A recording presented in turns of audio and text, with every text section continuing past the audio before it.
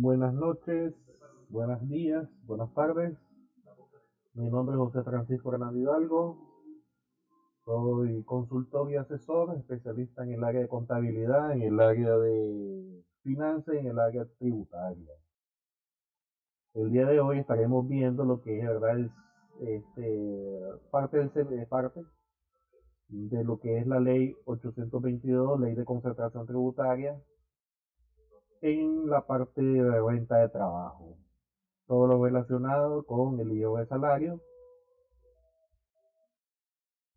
que está actualmente en la ley. Vamos a proceder. Aquí tiene mi correo y mi número de WhatsApp para cualquier consulta.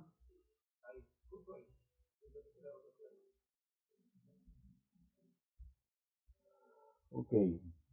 La ley número 822, ley de concentración tributaria, está vigente desde el año 2013, ¿verdad? Ha sufrido dos reformas. No vamos a hablar de toda la ley, solamente vamos a hablar de la renta de trabajo. El artículo 17, ¿verdad? Habla de la materia imponible y hecho generador. Grava las rentas de trabajo devengadas o percibidas por los contribuyentes. Aquí tomo una división, ¿verdad? Porque existen diferentes tipos de retención en la ley, en la cual están divididos en tres: rentas de trabajo, renta de actividad económica y rentas de capital y ganancia y pérdida. Ahorita solamente nosotros vamos a hablar sobre la renta de trabajo que aplica para la retención de IVA o de salario. Antes de aplicar, ¿verdad? Debemos de conocer cuáles son los sujetos grabados, ¿verdad? Qué conceptos son los que están grabados de renta y después vamos a ver los que están exentos. Lo principal, el sueldo. Segundo, el sonaje. Antigüedad, que este solamente se aplica al Estado, ¿verdad? Instituciones del Estado. Bonos, cualquier tipo, puede ser un bono de producción, ¿verdad? Existen bonos también de sobresueldo, que es el punto 5. Están los sueldos variables que tienen que ver, ¿verdad? Que se les paga un sueldo y se les paga una comisión por venta. Esos son los sueldos variables. Reconocimientos de desempeño sobre el sueldo, ¿verdad? Puede ser un salario adicional, ¿verdad? Algo extra. Y cualquier otra forma de remuneración adicional, como las vacaciones, ¿verdad? Que se pagan en efectivo, comisiones y dietas. Esto tiene que ver con el artículo 12. Ingresos exentos. ¿Qué es lo que están ingresos en el cálculo de la renta de trabajo? Los primeros 100.000 córdobas. ¿Qué significa? Si una persona en el año gana 100.000 córdobas, menos de 100.000 córdobas, está exento de IVA de salario, ya que en el artículo 23 existe la tabla progresiva y se empieza a calcular impuestos a aquellas personas que ganan más de 100.000 córdobas con un centavo. ¿Qué otro está exento? Está exento el 13º mes o el aguinaldo. También está exento los primeros 5 meses de indemnización. Esto está relacionado con el Código de Trabajo. También existe, ¿verdad?, lo que es la indemnización adicional. Esto también está relacionado con el Código de Trabajo, lo que se le conoce como el cargo de confianza. Aquí, si supera los 500.000, ya empezaría a grabar, ¿verdad? Pero existe un artículo de que si supera la indemnización adicional a de los 500.000 córdobas, se va a aplicar el 15%, porque lo cataloga como una renta definitiva, un impuesto sobre la ganancia. Entonces, no se aplica sobre el artículo 23, sobre la tarifa, sino que se aplica directamente un porcentual, que es el 15%. En caso que supere la indemnización adicional hasta mayor de 500.000 córdobas. Número 5, beneficios en especie. Muy importante, ¿verdad? Son beneficios en especie. Los beneficios en efectivo no aplican, solamente en especie, como un convenio colectivo o una política que existe en la empresa, de que, por ejemplo, todo el mundo tiene derecho al bono escolar. Que todos tienen un hijo, de la primaria, secundaria a la universidad, ¿verdad? Y todos reciben un bono de 500 pesos, 1000 pesos, está exento, siempre y cuando, ¿verdad?, existe en el convenio colectivo y también existe también dentro de la política de la empresa. Y tiene que ser de forma otorgada, de forma general. Número 6, prestaciones pagadas por el INSS, ¿verdad?, por el Instituto Nicaragüense de Seguro Social. En estos casos, hay personas que reciben pensión, reciben jubilación, entonces subsidio también. Entonces, estas personas no está grabado por la venta de trabajo. Prestaciones pagadas por fondo de ahorro, esto está derogado según el artículo 21. El número 8, otras asignaciones y medios y servicios necesarios. Por ejemplo, cuando la empresa paga viáticos, cuando una empresa tiene un vendedor y el vehículo es del vendedor, entonces viene dentro del contrato, se establece que la empresa le va a pagar depreciación, le va a pagar mantenimiento y le va a pagar combustible. Muy importante en este caso, ¿verdad? Ya que en el viático la empresa tiene que estar establecida una tabla de viático, tanto de alimentación como hospedaje, ¿verdad? Sujeto a rendición o no sujeto a rendición. Y si en el caso del vendedor, del pago de la depreciación, mantenimiento y combustible, tiene que estar establecido en el contrato. La empresa tiene que tener datos del vehículo y si es posible, ¿verdad?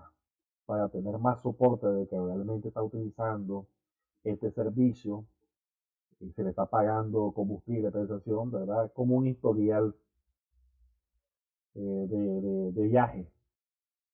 Yo sé que es muy difícil en estos casos, pero es para que para que a la empresa, ¿verdad?, estos gastos no se los conviertan como gastos no deducibles. Y segundo, también para que no haya un pago de multa por no haber soportado bien la documentación y estos ingresos exentos se lo conviertan como gravados, pues, poniendo drástico el tema, entre otros. En el artículo 21, ¿verdad?, son las autorizaciones.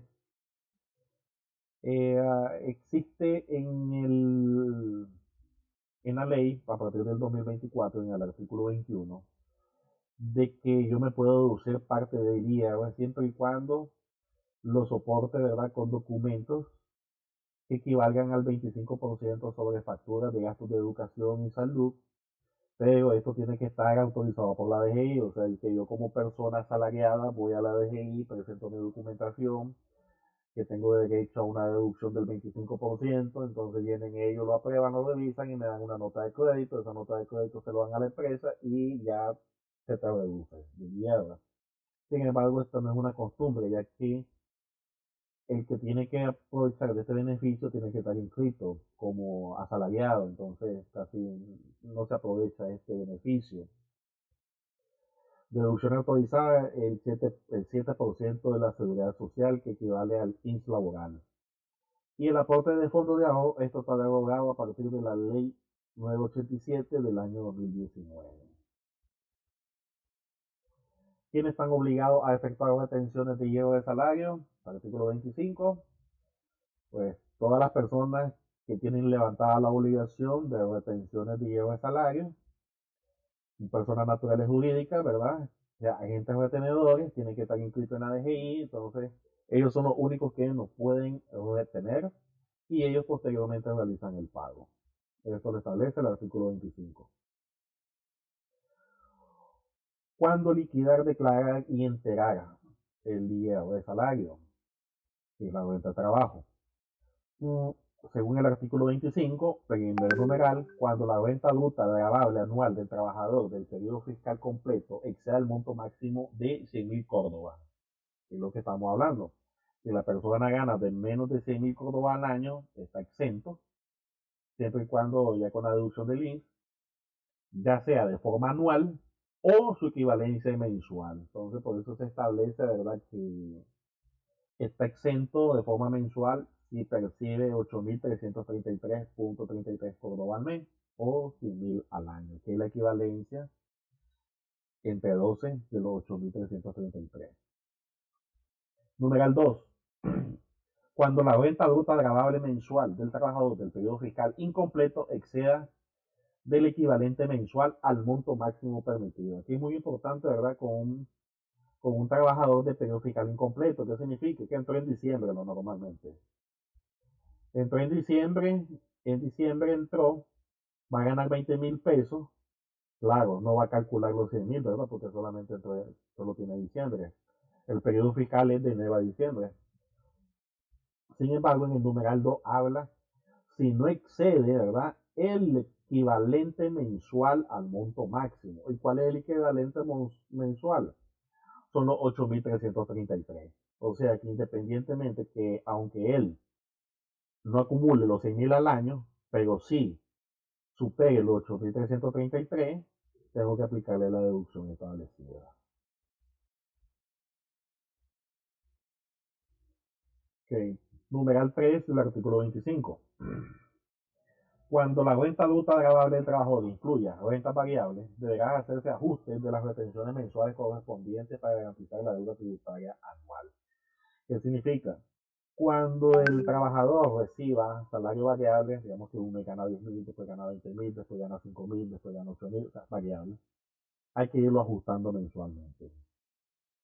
Y el artículo 4 dice que se tiene que liquidar y declarar las rentas de trabajo, ¿verdad? A más tardar a los 45 días después de haberse finalizado el periodo fiscal, eso establece el artículo 27, deberá de entregar al retenido una constancia en la que se detalla el total de las rentas de trabajo pagadas menos las deducciones. Antes de entrar a este artículo 27, vamos a hablar de lo que es el artículo 26.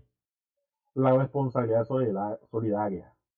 Los empleadores y los agentes retenedores, o sea, el contribuyente que está registrado en la DGI, si no lo retiene el IRS de la renta de trabajo, él será el responsable solidario. ¿Qué significa? Que si el contribuyente tiene varios trabajadores y sabe que hay que hacerle la retención y él no lo retiene, quien tiene la obligación de pagar esos impuestos es el contribuyente.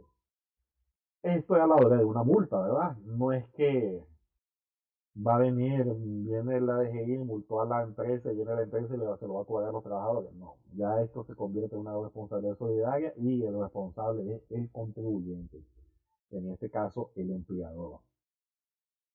Y lo referente al artículo 27 dice que se debe entregar una constancia de todos los detenidos. Entonces, aquí presentamos un modelo, ¿verdad?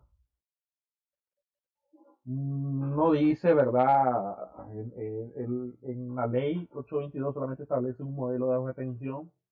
Sin embargo, esto se puede realizar, esto va al gusto del cliente, del empleador, constancia de retención, periodo, ¿verdad? El periodo trabajado, código de empleado, ¿verdad? Si no tiene código de empleado, no le pone código de empleado.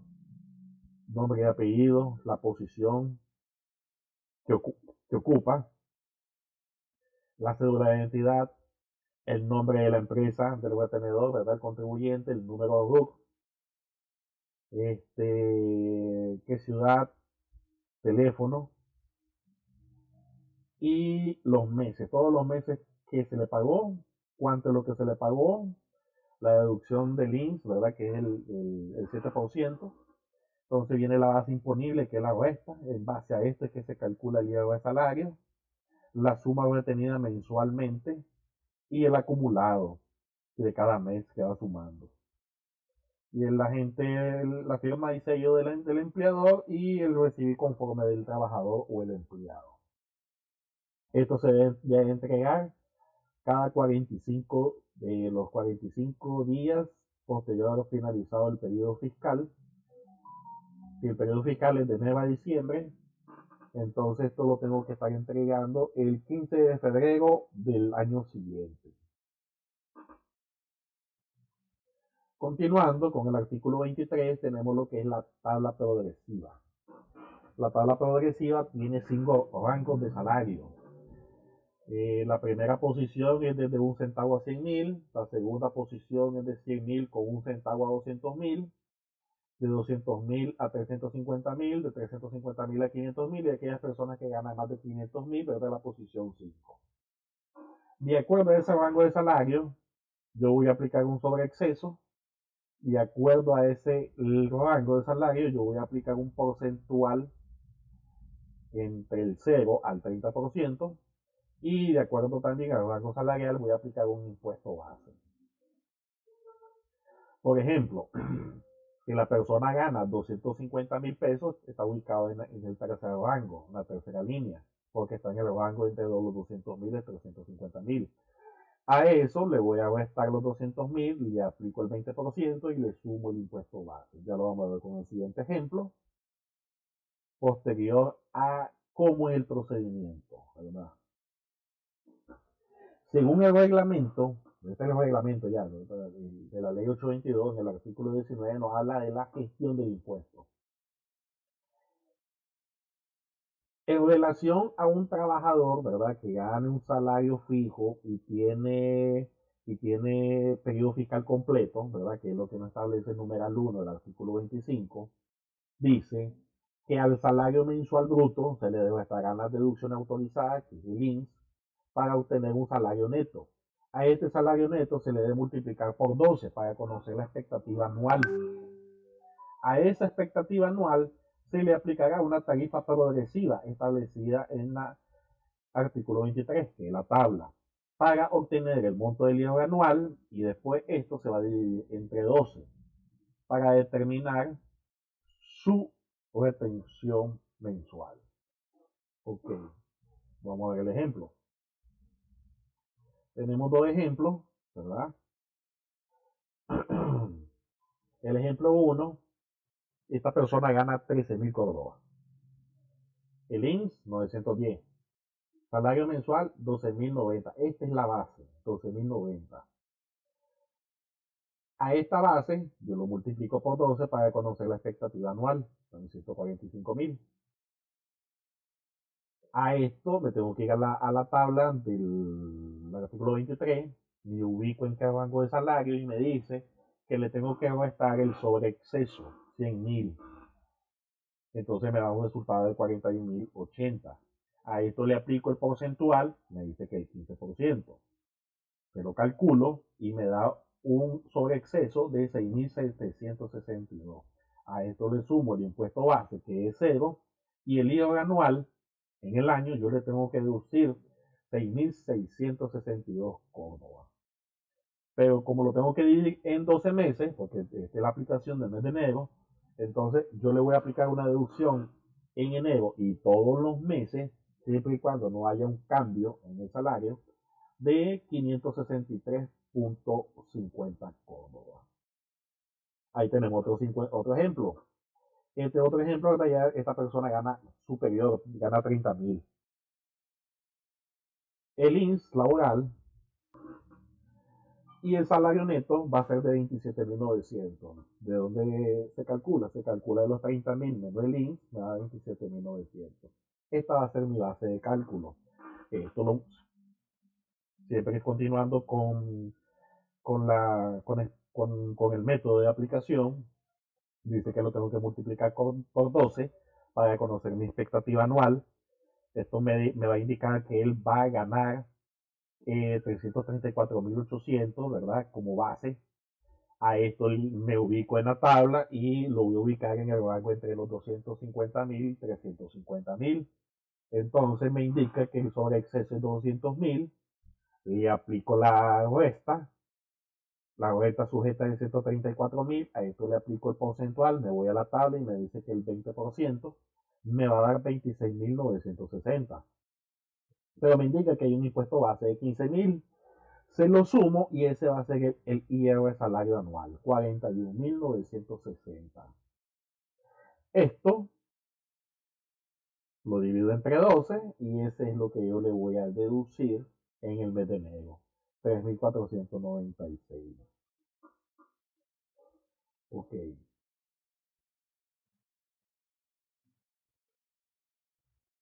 Vamos a lo que nos dice de nuevo el artículo 19, pero ahora en el numeral 2. Esto en caso de existir pagos ocasionales, tales como vacaciones, bonos, incentivos semestrales, anuales. Este se aplica, ¿verdad?, cuando el trabajador tiene un salario fijo, y puede ser un salario variable, ¿verdad?, pero recibe un pago ocasional. ¿Qué es un pago ocasional? Pago vacaciones, bono, incentivo. que puede suceder semestralmente o anualmente. ¿Qué se está diciendo en otras palabras? Puedes tener 2 pagos ocasionales en el año o 1 cada semestre.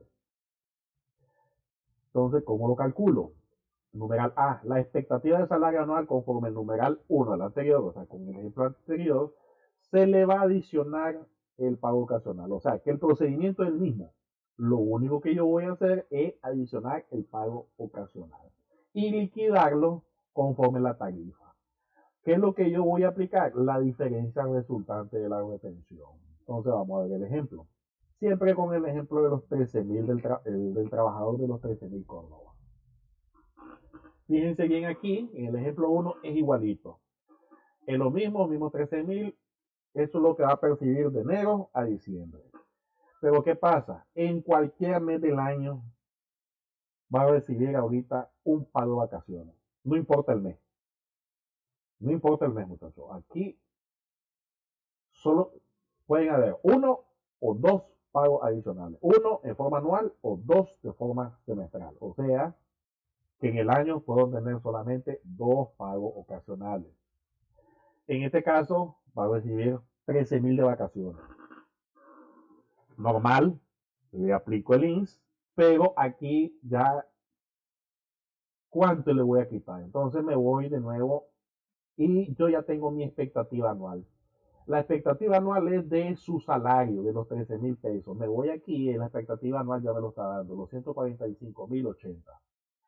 Más los 12.090. ¿De dónde salen estos 12.090? Del pago de las vacaciones. 13.000 menos los 910, son los 12.090.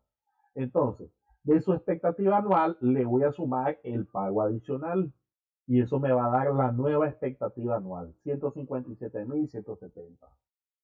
Me vuelvo a ubicar en la tabla y casualmente se mantiene en la misma tabla, en la misma línea de el mismo rango de salario.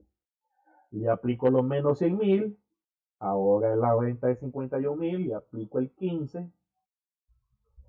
Ahora el hierro de salario es de 8.575 con el pago adicional. ¿Cuánto era sin el pago adicional? Aquí lo tenemos, los 6.762. Entonces, los 8.575 menos los 6.762, ese va a ser el hierro de la vacación. Por ese pago vacacional se lo voy a aplicar de un solo y se lo deduzco al pago de la vacación. Y solo me va a percibir 10.276.50. Vamos al tercer ejemplo. Cuando se realicen incrementos de salario en el mismo periodo fiscal. Ganas un salario y venís y en el mes de, poner aquí un ejemplo, en el mes de julio tenés un aumento. Y ese aumento aplica para julio hasta diciembre. Entonces, ¿qué nos dice el numeral 3? Se sumarán los ingresos obtenidos desde el inicio del periodo hasta la fecha del incremento. O sea, hasta donde tenías el salario, primer salario. El nuevo salario se multiplica por el número de meses que hace falta. O sea, que el nuevo salario donde me lo van a dar, lo voy a multiplicar por los meses que llega hasta diciembre. Se suman los dos resultados y se empieza a calcular el IR. Todo de acuerdo al artículo 23. El nuevo IR anual se le restarán a las restricciones efectuadas, dando resultado como el pendiente por retener. Y ese pendiente por retener yo lo voy a dividir entre los meses que hace falta que aplicarle la retención. Entonces vamos a ver el ejemplo. Siempre con el ejemplo de los 13.000. No cambia el ejemplo de los 13.000. Aquí el ejemplo es que el trabajador ganaba 13.000 desde enero a junio. Pero en julio ya le van a pagar un salario de 20.000. Ok. Fíjense bien, tengo que tener el detalle, cuánto es lo que le deduje, cuánto es lo que apliqué y cuánto es lo que le deduje. En 6 meses, él tiene un acumulado de 72.540 y tiene una retención acumulada de 3.381. En julio se le da un aumento de 20.000 pesos, le aplico el INSS y ¿cuál es su base? Su base va a ser ahora de 18.600, que es la resta. Aquí lo tenemos, 18.600. ¿Cuánto es lo que voy a tener? Eso es lo que voy a hacer el cálculo. Fíjense bien entonces aquí en esta memoria de cálculo. Salario acumulado de los 6 meses con el viejo salario, 72.540, que son los que tenemos aquí. La proyección salarial, los 18.600 por 6 meses que hace falta, de julio a diciembre, 111.000. Sumo las dos expectativas, me da 184.000. Me voy a ubicar a la tabla y siempre está en el mismo rango. El sobreexceso son 100.000, lo resto, le aplico la licuota del 15% y me va a dar el nuevo IR salario de 12.621. Fíjense bien que aquí no hay impuesto base, si no lo tomo en cuenta. Entonces me da 12.621. Pero ¿cuánto yo ya le retuve? En los primeros 6 meses yo ya le retuve 3.381. Se lo voy a restar y me falta por cobrarle 9.240, porque me da 12.000 y yo ya le retuve 13.000 con el salario viejo. Y con el salario nuevo ahora le voy a aplicar 9.240.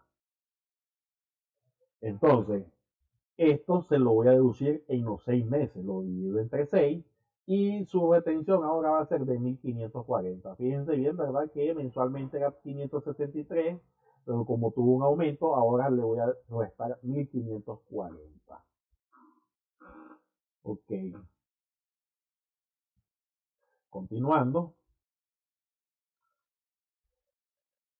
con el numeral 4. El numeral 4 es en relación con el artículo 2, ¿verdad?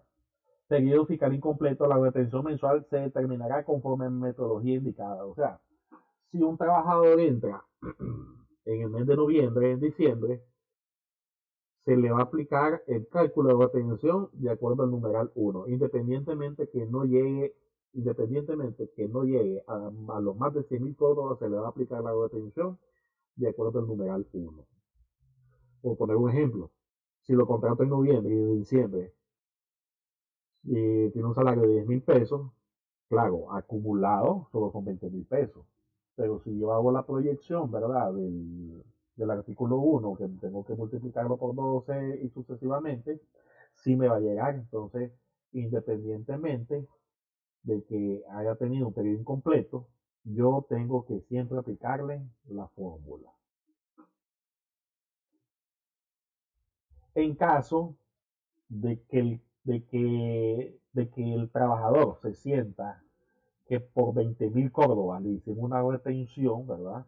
Que está bien calculado, no es que la empresa lo calculó mal, ¿verdad? Sino que está bien calculado. Él puede llegar a solicitar esa devolución de dinero a la administración tributaria. Presenta lo que es el artículo de la constancia, ¿verdad? Presenta su constancia, que se le va a entregar a los 45 días posteriores finalizado, o sea, el 15 de febrero. Con esa constancia lleva, la administración tributaria le va a pedir otra documentación y le va a decir si es cierto, solo vos en el año 2024 solo percibiste 20.000 pesos, te vamos a devolver el dinero. Puede proceder, aplica.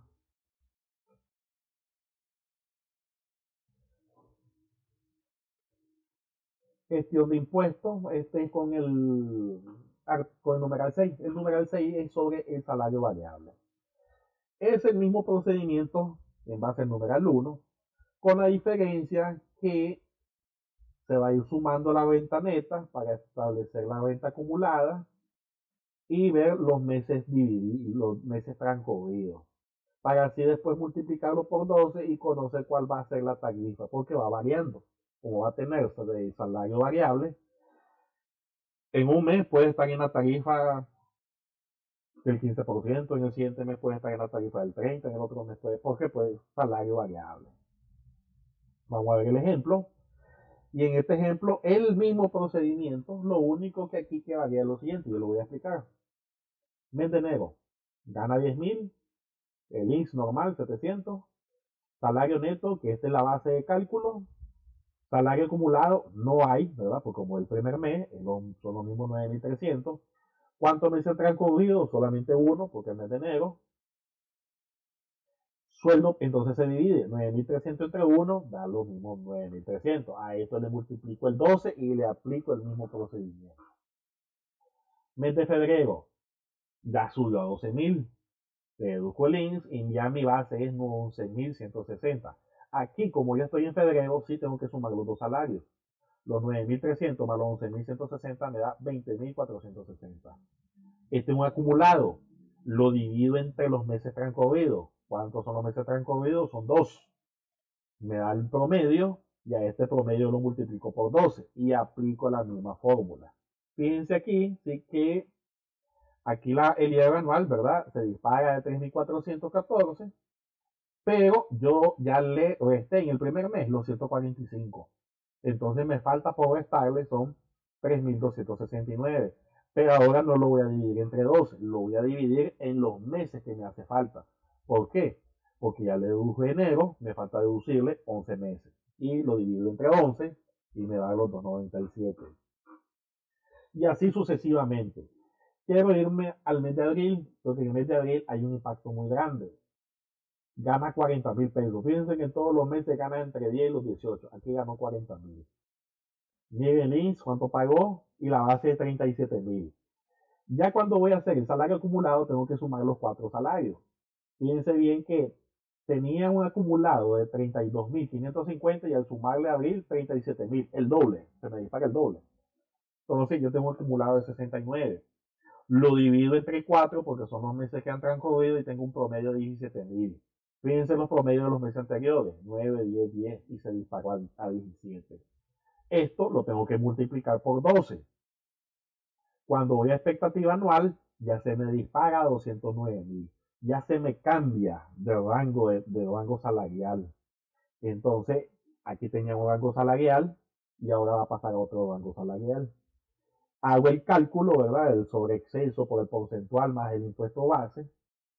Y el IVA anual que tiene que pagar es 16.000. Fíjense cómo se le dispara. Que una persona que ganaba menos de 13.000 pesos, la expectativa anual era de 4.530. Pero al ganar un salario de 40.000 se te dispara 16.000. Y aquí ya tiene acumulado, número esto, los 850 que equivalen a los primeros 3 meses de deducción. Y digo, bueno, son 16 menos las deducciones ya anticipadas, yo tengo que retenerle 15.999. Lo divido entre 9 porque me hacen falta 9 meses por retenerle y la retención se me dispara a 1.777. Y así sucesivamente se va aplicando la tabla de salario variable. Muy importante no aplicar esta tabla de salario variable para salarios fijos, para salarios de pago ocasionales y para salarios de incremento salarial. No es recomendable. Esta tabla solo se utiliza para salarios variables. Por último, ¿verdad? La liquidación y la declaración se debe presentar con el formulario. Ya sabemos que existe en la ventanilla electrónica la plantilla de retención.